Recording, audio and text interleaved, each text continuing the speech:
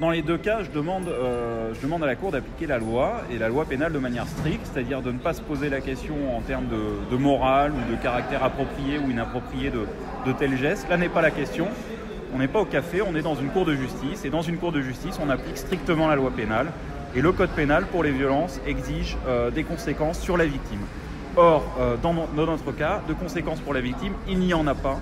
Et la prétendue victime a même dit qu'elle n'était pas choquée. Donc, il y a une jurisprudence très claire de la Cour de cassation sur ce point qui exige que lorsqu'il n'y a pas de choc, la personne, l'auteur présumé des faits, doit être relaxée. Voilà, c'est tout.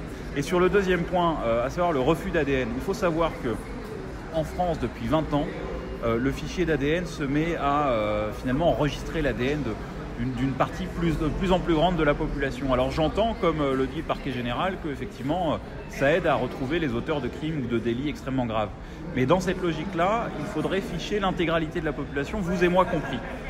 Et à un moment donné, il faut pouvoir dire que l'État ne peut pas tout savoir, tout avoir, tout connaître de ses citoyens.